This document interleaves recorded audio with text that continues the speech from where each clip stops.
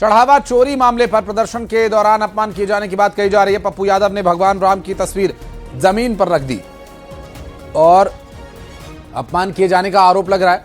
Video सामने आने के बाद फैजाबाद के सांसद अवधेश प्रसाद के पांव छूते हुए दिख रहे थे पप्पू यादव। संसद परिसर में सब ड्रामा चल रहा था।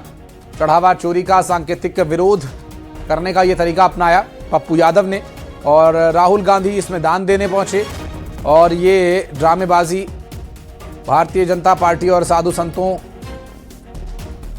ने इसका विरोध किया। पप्पू यादव पर भगवान और राम के अपमान का आरोप लगा है। संसद परिसर में इस पॉलिटिकल ड्रामा पर सियासी बवंडर उठना तय है।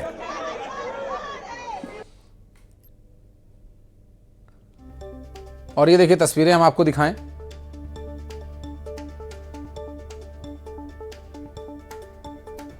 ये तस्वीरें और पप्पू यादव जो इस तरह की हरकतों में माहिर हैं और पहले भी इस तरह की हरकतें करते रहे हैं। स्वांग रचने में वे काफ़ी माहिर हैं और लेकिन संसद भवन परिसर को ही उन्होंने अपनी ड्रामेबाजी का अड्डा बना दिया।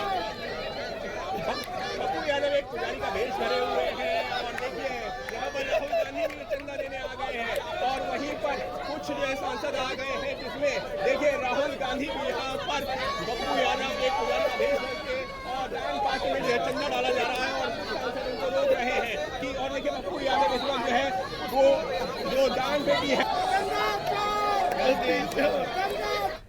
और अयोध्या में पप्पू यादव के संसद में राम मंदिर चढ़ावा चोरी मामले पर एक्टिंग का विरोध शुरू हो गया है।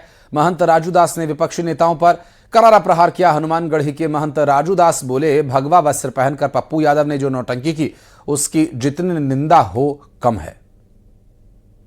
सिर्फ पप्पू यादव ही नहीं अपमान किया है, लगातार कांग्रेस पार्टी, समाजवादी पार्टी लगातार राम मंदिर को लेकर राम मंदिर परिसर में कुछ कर्मचारियों के द्वारा काउंटिंग में कुछ गड़बड़ी की गई, लेकिन पुजारियों को, संतों को भगवे चोले आकर पप्पू यादव जिस प्रकार से नौटंकी किया है, इसकी जितनी निंदा किया जाए कम है। और मैं निवेदन करता हूं पूज्य संतों से, अगर वाकई में कोई हिंदू है, अगर वाकई में हिंदुओं का खून है हिंदुओं के अंदर, संतों के अंदर, ये जहां पप्पू यादव, राहुल गांधी और सपाई मिल जाएं, जूता लेकर स्वागत करना।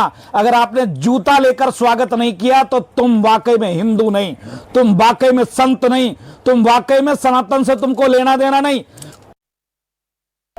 नहीं, ये उचित नहीं है। हमेशा संसद में एक जो मर्यादा पूर्वक आपको रहना चाहिए, मर्यादा तब और मर्यादा पूर्वक वस्त्र पहनने चाहिए। केवल नौटंकी कर रहे हैं जिनको ये हमेशा हिंदुत्व का, सनातन का विरोध करते हैं और यहाँ भगवा पहन करके, पगड़ी बांध करके ड्रामा कर रहे हैं। ये ड्रामा जो है ये किसी धर्म के, हिंदू धर्म के, सनातन के आप मजाक उड़ा रहे हैं, सम्मान नहीं कर रहे हैं, जिसके मैं निंदा करता हूं। और नेपाल में बोल बम यात्रा की तैयारी के दौरान शुरू हुआ सांप्रदायिक विवाद अब बड़ा रूख अब ले चुका है। हिंसा से यहां 3 लोगों की मौत की खबर है, तो वहीं कुल 4 जिलों में बेमियादी कर्फ्यू लागू है। हालात संभालने के लिए सेना उतर चुकी है, तो वहीं हालात के मद्देनजर भारत नेपाल सीमा क्षेत्र में सुरक्षा एजेंसीज को अलर्ट कर दिया गया है।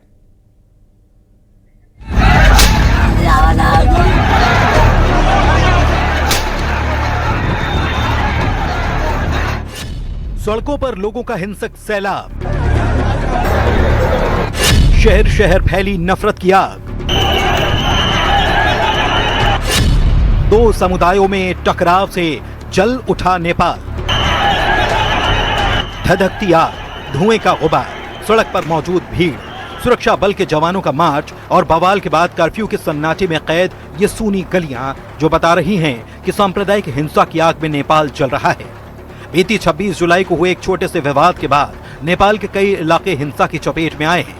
नतीजा अब शहरों में कर्फ्यू का सन्नाटा छाया हुआ है और सुरक्षा बलों को मोर्चा संभालना पड़ा है। सांप्रदायिक हिंसा की आग में नेपाल के कई इलाके आ चुके हैं। सुनसरी जिले से होते हुए हिंसा का दायरा सिराहा जिले तक पहुंच गया है। एक हफ्ते से जारी तनाव में अब तक 3 लोगों की जान जा चुकी है, जबकि संपत्ति को भी भारी नुकसान हुआ है। हालात को देखते हुए भारत नेपाल सीमा पर भी सुरक्षा एजेंसियों को अलर्ट किया गया है। आइए आपको बताते हैं आखिर नेपाल फिर से क्यों जल उठा। नेपाल में हिंसा क्यों हुई? 26 जुलाई को बोल बम यात्रा की तैयारी के दौरान विवाद हुआ। धार्मिक झंडे और डीजे बजाने पर दो समुदाय आमने सामने। सुनसरी जिले में देखते ही देखते फैली सांप्रदायिक हिंसा। भीड़ काबू करने के लिए सुरक्षा बलों ने की गोलीबारी। गोलीबारी में एक युवक की हो गई मौत। तनाव और बढ़ा। 4 जिलों तक पहुंची सांप्रदायिक हिंसा की आग। कुल 4 जिलों में लगाया गया बेमियादी कर्फ्यू। बीते रविवार को सुनसरी जिले के कप्तानगंज इलाके में 2 धार्मिक समुदायों में डीजे बजाने को लेकर विवाद हुआ था। भीड़ उग्र हुई तो पुलिस ने हालात संभालने के लिए गोलीबारी कर दी, जिससे एक युवक की मौत हो गई। हालांकि हालात संभालने के लिए अगले ही दिन अनिश्चितकाल के लिए कर्फ्यू लगा दिया गया, लेकिन हिंसा की आग का दायरा बढ़ते बढ़ते दूसरे जिलों तक फैल गया। मध्य प्रांत में गुरुवार को सिराहा जिले में हुई झड़पों में एक किशोर की मौत हो गई, जिसके बाद यहां भी कर्फ्यू लागू कर दिया गया। जानकारी के मुताबिक बिहार से सटे नेपाल के 2 प्रांतों कोशी और मधेश में एक हफ्ते से चल रही सांप्रदायिक हिंसा में मरने वालों की कुल संख्या 3 हो चुकी है, जबकि नेपाल के कुल 4 जिलों में कर्फ्यू लगाया गया है। सुनसरी के बाद गुरुवार को धनुषा, सिराहा और वीरगंज जिले में भी बेमियादी कर्फ्यू लागू है। दूसरी तरफ सांप्रदायिक हिंसा में जल रहे 4 जिलों के हालात को देखते हुए नेपाल के प्रधानमंत्री बालेन्द्र शाह ने नेशनल सिक्योरिटी काउंसिल की बैठक भी ली।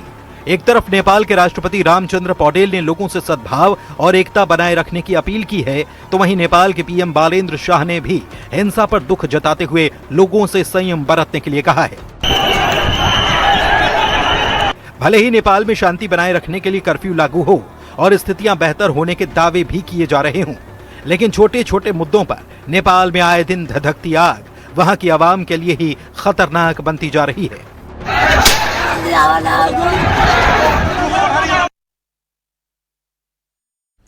और कांकेर जिले में रुक रुक कर हो